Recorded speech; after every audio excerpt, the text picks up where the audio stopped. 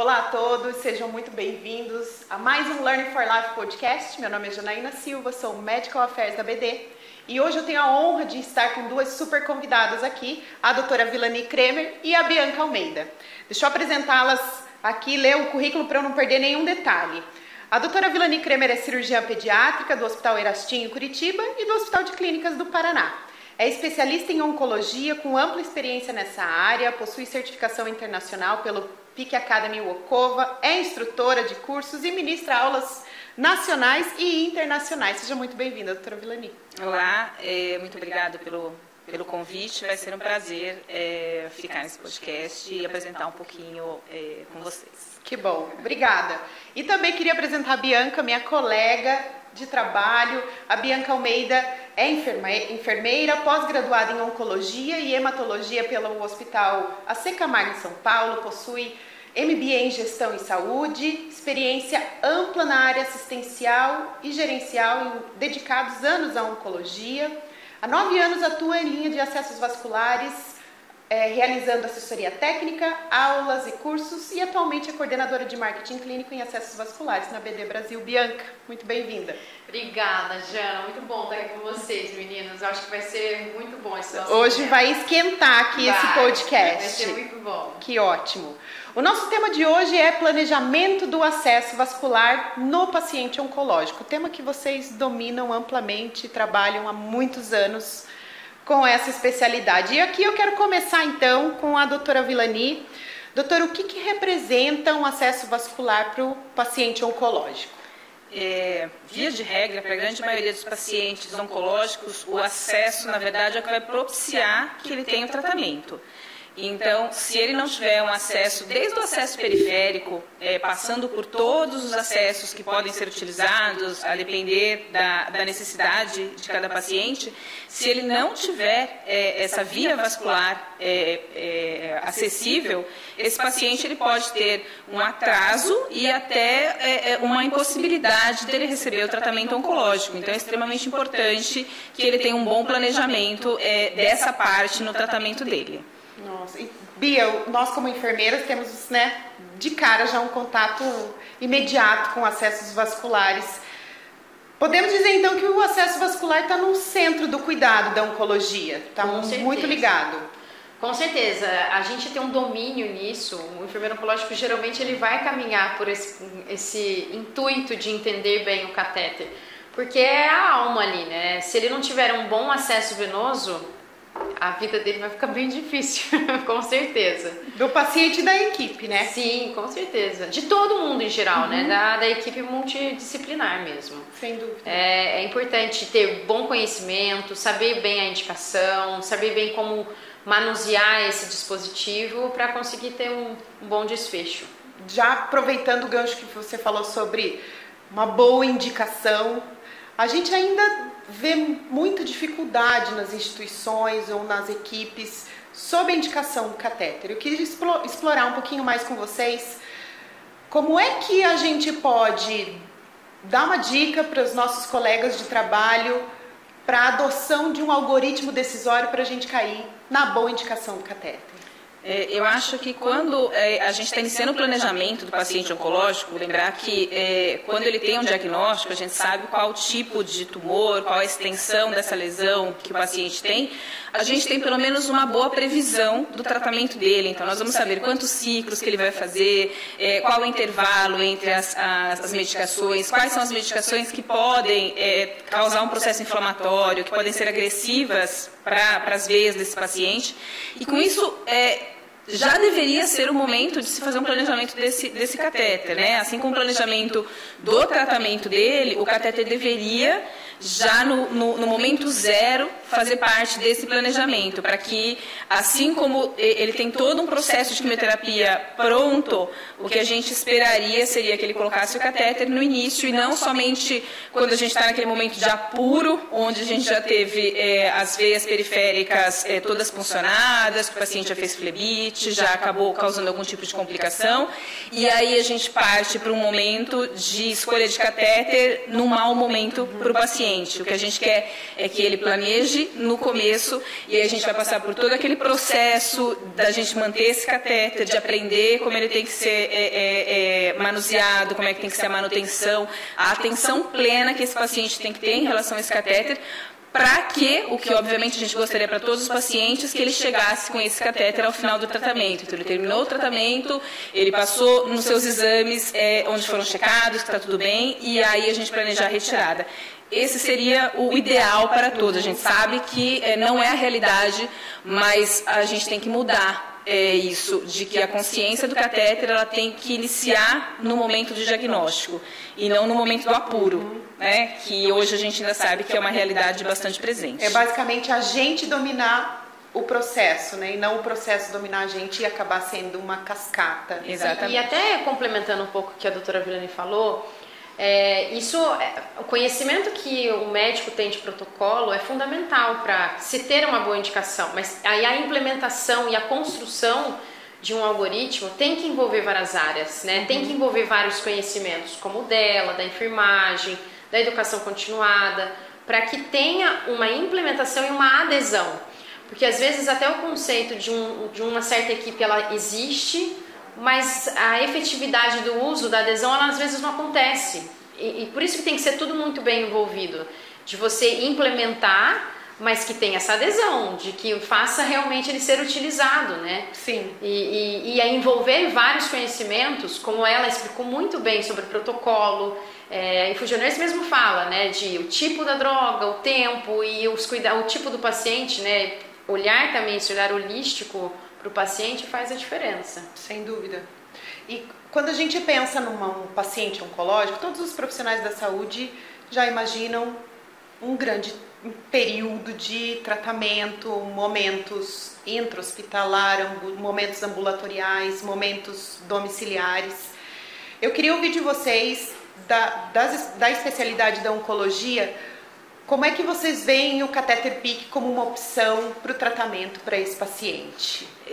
Assim como os outros, a gente ainda sabe que hoje o grande carro-chefe da oncologia ainda é o catéter totalmente implantado. Isso além de ser bastante conhecido, ele é um catéter que é muito importante na oncologia.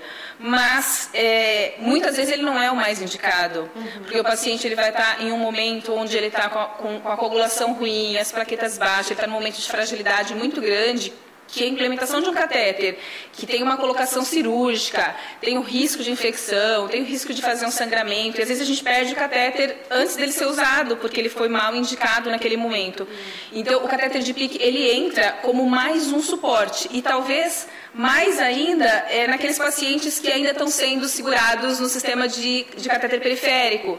Então eles trocam catéter a cada 2, 3 dias, quando dura 2 dias. Que é um número alto ainda, né? Ainda assim, e às vezes eles ficam, às vezes perde 1, 2 vezes por dia o mesmo, porque eles edemaciam, eles fazem muitas transfusões, colhem muitos exames, as pessoas às vezes eles pensam só no processo de infusão de quimioterapia, mas a oncologia é um processo muito complexo. Se você pega um paciente que ele tem uma necessidade de exames muito frequente, que ele tem uma necessidade de transfusões muito frequente, além da quimioterapia, ele faz muitos exames, por exemplo, ele precisa de exames com contraste, existe um medo ainda de se fazer os contrastes nos catéteres, né? A gente sabe que tem catéteres que não podem ser feitos, mas a gente tem hoje catéteres, e o PICC é um grande representante, talvez o mais visível até pela cor, da gente não confundir, que são os catéteres de alto fluxo, que eles podem servir em todo o processo, né? Eles servem no processo de quimioterapia, de coleta de exame, eles vão servir para ele para uma cirurgia, então se ele precisar de um fluxo de medicamentos durante a cirurgia. Então, não pode ser pensado só assim, esse catéter é para esse paciente, para a quimioterapia, né? Ele é para o tratamento todo, ele é para um processo todo, para que se evite as veias periféricas. A gente ainda tem uma terapia em relação à terapia infusional muito reativa, né? A gente vai reagindo assim, aos problemas. Perdeu, eu reajo a ele. Precisou disso, eu reajo, né? Eu vou reagindo. E a gente acaba chegando no esgotamento vascular periférico, Indicação tardia. Porque tem uma indicação tardia, e porque a gente vai só reagindo aos problemas. Sim. Né? A gente não planeja. Então, mudar esse pensamento, para que a gente planeje e não reaja a cada dificuldade que a gente vai tendo. Então, o catéter de PICC ele é mais uma opção, né, para o paciente oncológico, principalmente se ele vai fazer pouco tempo de quimioterapia ou se ele está com uma doença hematológica, num momento de fragilidade muito grande, onde um catéter de mais longa permanência não seria adequado, ou para o paciente que faz muito exame, coleta muito exame, faz muitas medicações, exames de imagem, esse paciente seria uma grande indicação de um catéter de PICC. E vem para agregar, né? Não é para tirar o corte, não, né, doutora? Cada um tem a sua indicação, certo? Principalmente porque fica muito em duas vias ainda, como Sim. a doutora Villani falou muito bem, né? Ou é porte ou então é periférico. Então não é para tirar o espaço de nenhum, né? É muito mais para aumentar. Aumentar a opção. E você falou uma coisa muito interessante que a gente vive muito isso na prática da enfermagem, né, Bia? É muitas vezes banalizar o acesso. E aí, como é periférico, pega mais um, pega outro. Sobretudo num paciente que sofre imunossupressão e tem muitos procedimentos. E drogas fortes, né? Drogas vesicantes, que vão prejudicar a veia dele, a vida da veia, né? Eu falo que o ciclo, quando começa, né, doutora? A gente parece que vai vendo o tumor diminuindo. E a mesma coisa a veia, quando você vai fazendo periférico. Sim. Ela vai diminuindo ela. Então, se você realmente não tem uma boa gestão na escolha, é certo de que muita coisa vai ser prejudicada pelo tempo do tratamento. Sim.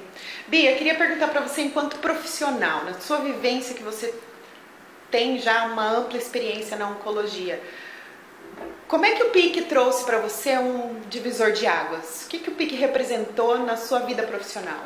Nossa, para mim, primeiro porque o PICC me trouxe onde eu estou hoje, então o PICC é bastante especial na minha vida, mas eu até comentei mais cedo com a doutora, assim, antes, quando eu trabalhava mesmo em hospital, em oncologia e hematologia, e eu ainda não passava catéter, nesses pacientes, a rotina era sempre para ser central, e era muito mais hematológico, né?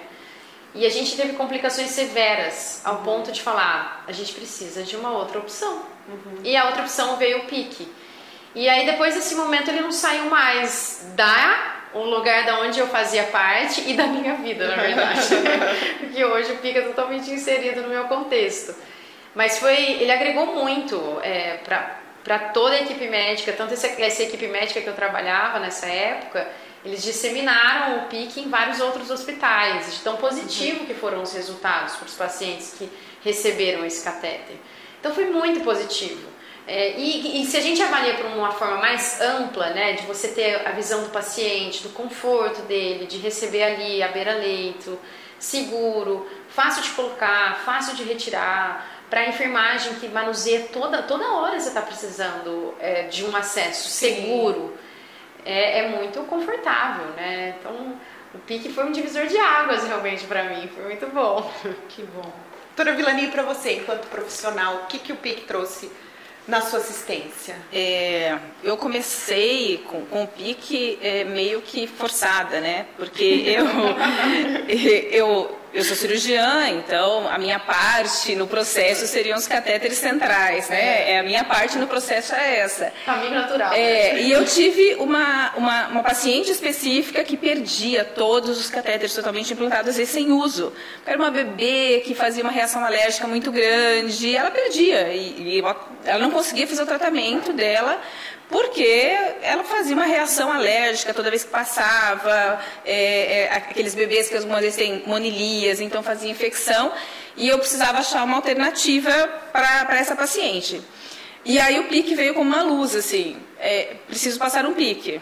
E aí veio o problema, eu não sei passar PICC, e não tinha quem passasse. E eu falei, bom, então eu vou ter que dar um jeito de aprender a passar isso. E aí, essa paciente me fez ir em busca de como eu faria para passar um catéter de PICC.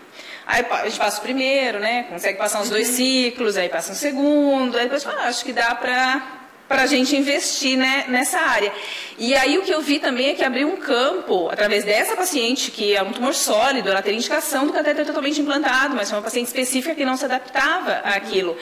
eu vi que uma gama de pacientes que internavam para fazer ciclos de quimioterapia, que eu fazia o acesso central de curta permanência, e a hora que terminava, ele tirava e ia para casa, e na próxima internação ele fazia outro catéter de curta permanência, esse era meu foco. Por quê? Porque se eu passasse o catéter de PICC, ele conseguisse ir embora daquela internação, e ele voltasse, reutilizasse esse catéter, eu estaria agregando uma qualidade para esse paciente, porque é um dia menos de jejum, um dia menos de anestesia, um dia menos de risco, né? Lembrar que a gente está falando do catéter central com riscos de implante, e esse paciente me fez mudar a cabeça. Eu falei, eu tenho mais uma alternativa, né? Eu não tenho só aquelas alternativas que eu passava, eu tenho mais uma alternativa.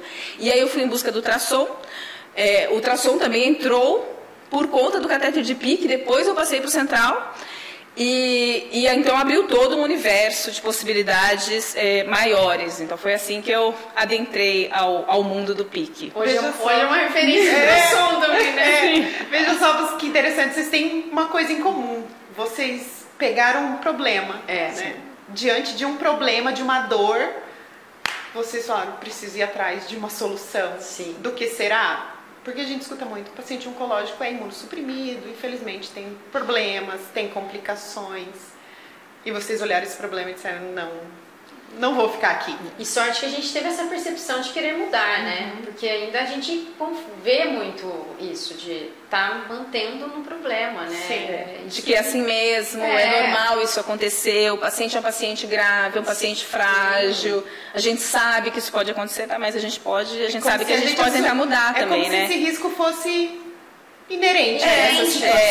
Ele tem essa doença e ele está em risco. Né? Como se fizesse parte mesmo do processo, mas dá para ser diferente, né? Dá, com certeza. Foi as nossas realidades hoje. Que legal, que ótimo. Você falou de ultrassom, eu também queria pegar um gancho aqui no ultrassom. O ultrassom já tem recomendações internacionais, nacionais, recomendação A, né, nível de evidência altíssimo para o uso da punção ecoguiada, que diminui muitos problemas, complicações, tempo de procedimento. Mas ainda a gente vê uma resistência em relação ao ultrassom em muitas localidades. Eu queria saber na sua prática, Bia, assim, como é que o ultrassom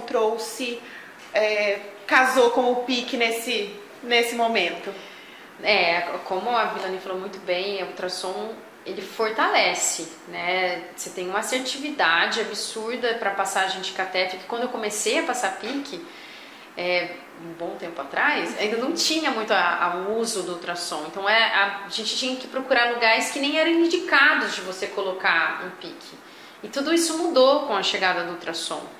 Então é claro que o efeito é muito positivo, da durabilidade do catéter, do conforto para o paciente e para o insertor. É muito mais fácil, né? Você tem, imagina, a facilidade ali, a certeza que você tem de não causar nenhum dano, né? E a tecnologia foi caminhando e foi muito válida para nós, porque hoje você consegue diferenciar a artéria de veia, você consegue avaliar o tamanho do vaso para escolher o melhor catéter, o tamanho desse catéter, você consegue, com ultrassom vinculado a ele, a confirmar a ponta na hora, né, que é o Sherlock que a gente tem na BD. Então os avanços colaboraram muito com tudo isso. E é claro, o maior benéfico nessa história é o paciente, que é o que a gente quer, né, com certeza.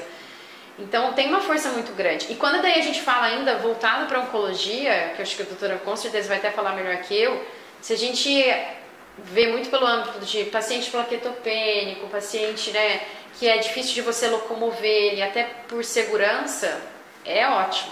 É fantástico você conseguir funcionar ali rapidamente, com facilidade e assertividade. Ele deve vir junto no planejamento do acesso vascular, com certeza, né? Pensar, com certeza. Essa tecnologia me ajuda a... Porque é a garantia que você tem, né? Uma garantia, né, doutora? Acho que sim. Faz toda a diferença. Bom, eu posso falar que eu sou da equipe dos que eram resistentes. Então todos têm salvação. Precisa nos ultrassom, porque eu não preciso. É um bom exemplo. Eu sou um ótimo exemplo de que as pessoas têm salvação. E eu comecei justamente pelo catéter de PICC, que era a minha opção de não usar ultrassom era dissecção, né? Que na minha época se fazia inclusive dissecções, né? Então, para um local que eu não estava acostumada, procurando, obviamente, as veias que já não estavam funcionadas, então as veias que ficam mais profundas ou que não são funcionadas, eu fui para o ultrassom periférico para depois fazer o ultrassom central. O que tem que ter em mente, assim como eu falei, que o catéter é um meio de entrega, né? Então, lembrar que o catéter, ninguém vai para o hospital e fala, hoje eu vou passar um catéter, né? Tô indo lá para o hospital, né? Para que eu vou passar um catéter? Então, a pessoa vai para fazer alguma outra coisa, né? O catéter é uma ferramenta de entrega da terapia. Sem dúvida. Né? Então, ele não pode complicar. Ele não pode ser um fator complicador. A sua cirurgia pode complicar, né? Você precisa da cirurgia e ela tem riscos. O catéter não é para complicar. Por quê? Porque ninguém vai para o hospital passar catéter, né? E o ultrassom, ele entra nessa mesma categoria. Ele é uma outra ferramenta.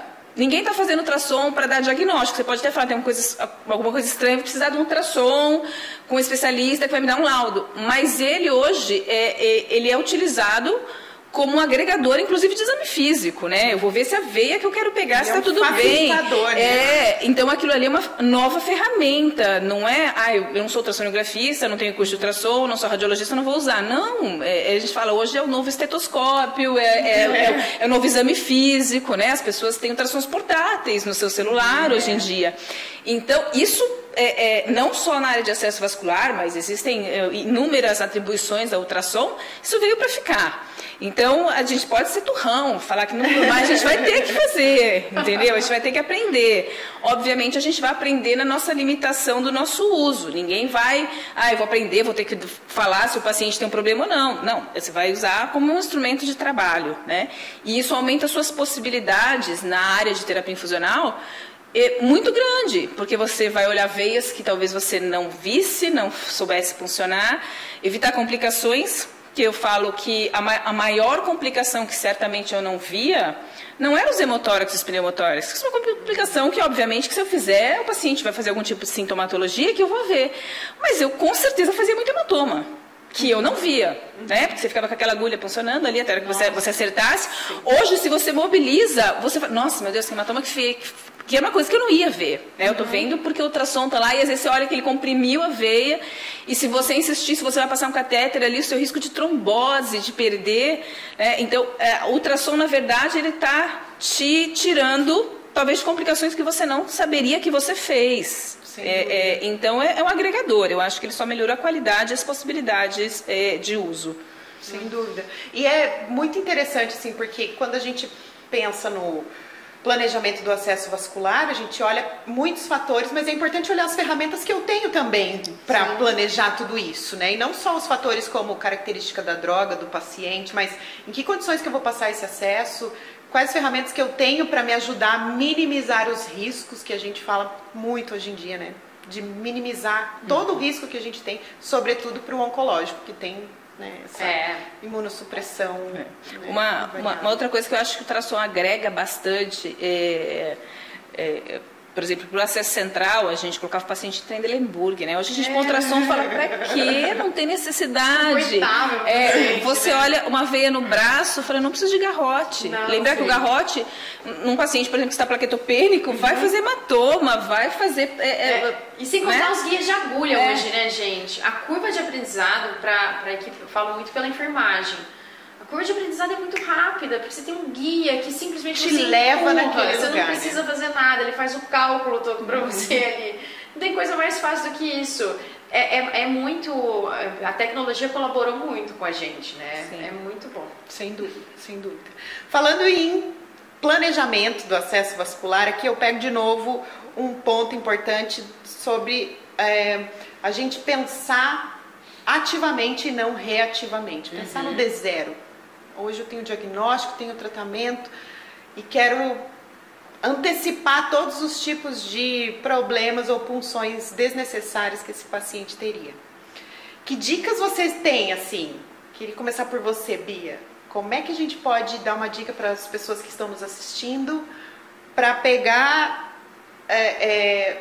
colocar o D0 como objetivo principal no planejamento do acesso vascular? Eu, assim, sempre falo da educação, né? Acho que ainda mais eu que sou de marketing clínico, a gente gosta de uma educação, mas eu acho que a gente ter esse envolvimento das áreas, né?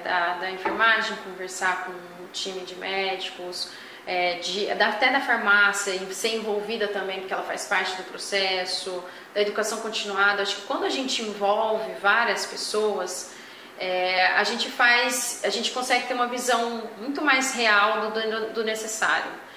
Porque como toda vez eu falei, né, a gente visualiza o benefício para o paciente.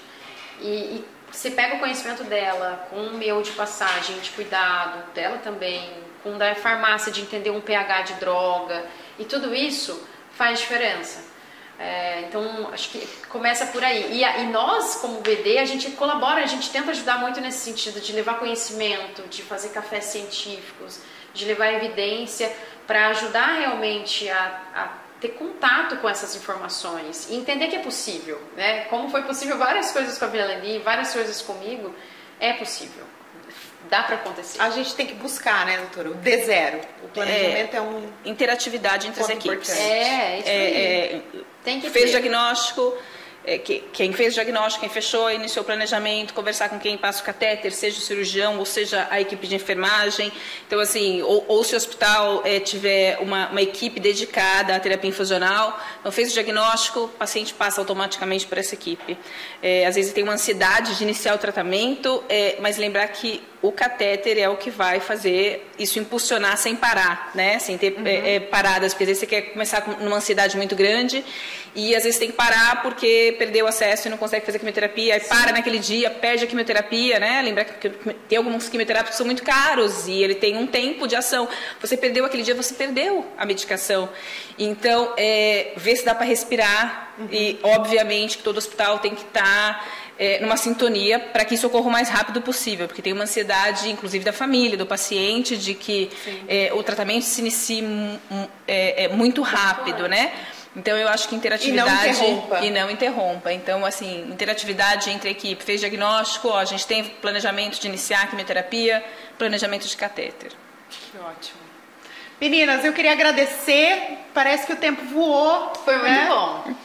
Agradeço aqui a participação de vocês. Convido a todos a acessarem a nossa landing page. Lá tem muito mais conteúdo. Bia, obrigada. Imagina, eu que agradeço. Doutora Vilani, obrigada. Obrigada. Até o próximo podcast. A gente se encontra por aí. Vejo vocês. Tchau.